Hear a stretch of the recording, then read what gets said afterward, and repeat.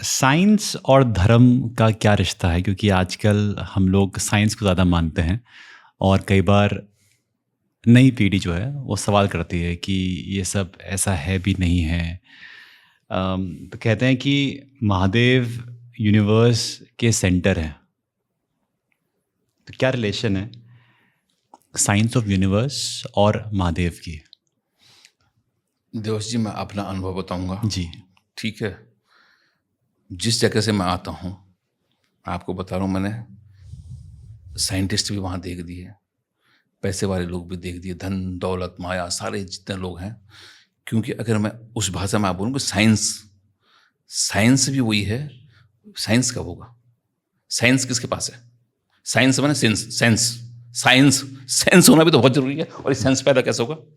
Science आप बोल रहे हो ना, साइंस माने सेंस, और सेंस ही तो साइंस होगा।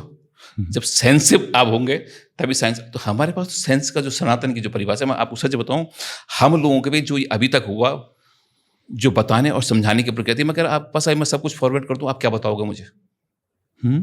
अभी आपका मोबाइल फॉर्मेट कर दूं, आपका सिस्टम फॉर्मेट कर दूं, आप कैसे कुछ क्या कवर कर लोगे?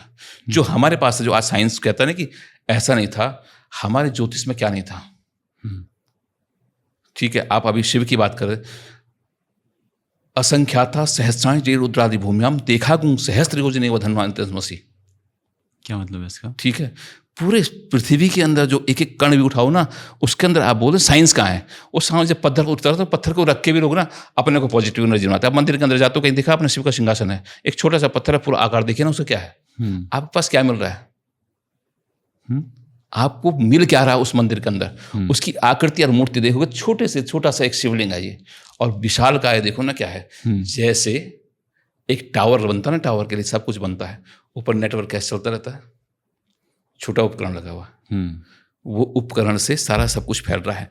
मंदिर तो बड़ा हो गया, लेकिन उसके अंदर से जो पॉजिटिव एनर्जी, साइंस की बात बता रहा हूँ आपको, ये भी कुछ ना कुछ साइंस के साथ, जैसे हम बोलते हैं कि आजकल सर्च करते हैं कि यार ये वेव्स कैसे आ रही है, यहाँ टावर, कॉस्मिक एनर्जी है, उससे लिंक करते हैं काफी हद तक। बहुत सारी चीजें हैं। पर लेकिन जो हम लोगों का भटका, मैं अपना भटका अपने ऊपर प्रैक्टिकल बता रहा हूँ। अगर मेरे पिताजी ने मुझे इंग्लिश स्कूल में पढ़ाने की कोशिश न की होती, तो मैं आज अभी थोड़ा सा, मेरे एक बहुत बड़ी पीढ़ी का गैप आ गया। मेरे दादाजी अपने में बहुत प्रचंड विद्वान ज्योतिष थे। ठीक है, जो आज गुरु जी भी बोलते हैं ना, तो उस टाइम का लोग अभी भी ये कहते हैं कि यार दादाजी के टाइम का उनका ज्योतिष की जो गणना थी, क्योंकि पिताजी ने मेरे कर को, जो मेरा कर्म था, मुझे छोड़ दिया। मैं आज ज्योतिष के बारे में आपको कुछ बता ही नहीं सकता हूँ। मैं तो गलत गलत बात बोलूँ, दादाजी जो बताते थे, क्योंकि हमारी जो सनातनी परंपरा, जो आज साइंस हमको चैलेंज करता है कि ऐसा कुछ नहीं है, हमारे पास सब कुछ था, पर लेकिन उसको भटकाया किसने? जो आज नालंदा जल गई, हमारे सारे जितने ये लगाओ ना, महाभारत से बोलो चाहे रामायण से बोलो, सब कुछ होने के बाद साइंस तब भी तो था, नहीं था? आज हम बोले एआई बना किसके लिए? इस्तेमाल कौन करता है? आपके पास मोबाइल पड़ा हुआ है, ठीक है, बातचीत सब कुछ होती है, सिम निकाल दो, फिर कौन बात करेगा? किससे बात होगी?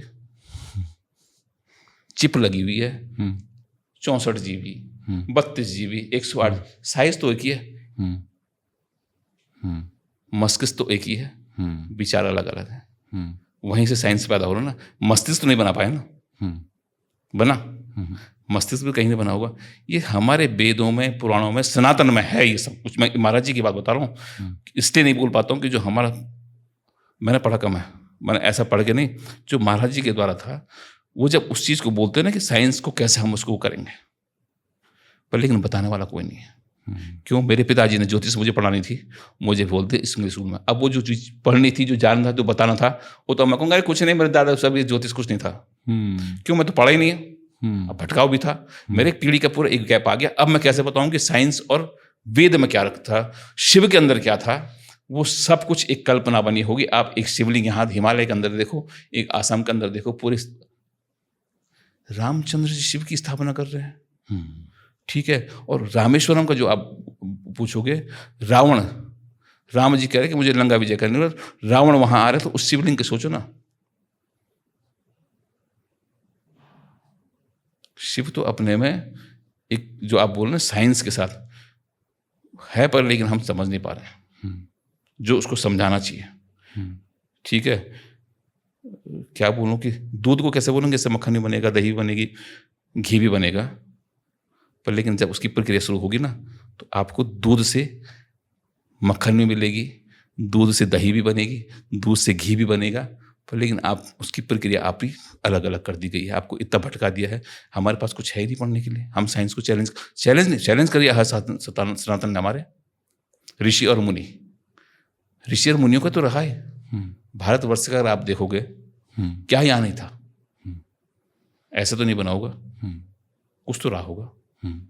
साइंस की बात तो हम आज करेंगे, साइंस है भाई। साइंस तो मनुष्य के पास ही तो था, किसी भैंस ने कुछ चीज़ बना के तो नहीं दी ना, पर लेकिन जो मनुष्य के अंदर था, वो सनातन के अंदर उसको जागृत करने की हर एक चीज़ की परंपरा थी। लेकिन जो खत्म हुई है, उसको फिर से जागृत कैसे करें, ये मैं भी चाहता हूँ कि एक गुरुकुल की जो परंपरा चरक की थी भाई, जो अगर हम आयुर्वेद की बात करें, चरक कहीं नहीं है, पतंजलि कहीं नहीं है, पढ़ते कहीं नहीं है। विवेकानंद दुनिया को संदेश देके चले गए। आज एक प्रदेश की स्थिति देखो ना, कोई पढ़ने को समझने को तैयारी नहीं है कहीं। तो वो जब तक हमारे पढ़ने में, रूटीन में, समझने में नहीं आएगा, जब विवेकानंद जैसे व्यक्ति उस वहाँ शिकागो में जावे इसके बारे में बात कर सकते हैं, तो फिर तो समझना पड़ेगा। ये बात सही है, क्योंकि क्या होता है कि इस गैप की वजह से ना, हम लोगों ने सवाल बहुत पूछे अपने पेरेंट्स से, अपने ग्रैंड पेरेंट्स से। उनके पास खुद पूरा जवाब नहीं था, क्योंकि वो जो गैप आ गया बीच में, कि जो नॉलेज आनी थी, असली नॉलेज थी, वो गायब कर दी गई, जला दी गई। तो उनको जो नॉलेज मिली, उन्होंने जो समझा वो पास ऑन किया हमें। उस समय इंटरनेट था नहीं कि हम लोग और पूछ सकें, आप जैसे लोगों का एक्सेस नहीं था कि हम पूछ सकें कि एग्जैक्टली क्या होता है। तो हमने कहा, अरे इनको नहीं पता, ये सब फालतू बातें हैं। फिर जो वर्ल्ड की जो मीडिया थी, जो वेस्टर्न वर्ल्ड था, उन्होंने हम पे इतना वो दिया कि हाँ, उनकी किताबों से, उनके मीडिया से, कि हमने उसी को सत्य मान लिया, और जो अपना सत्य था वो भूल गए। आज आप लोगों के ज़रिए हमें वो सत्य का आभास हो रहा है कि हाँ, क्या इतिहास रहा हमारा, जिसको हमने माइथोलॉजी का नाम दे दिया, जो कि सत्य में हुआ है। तो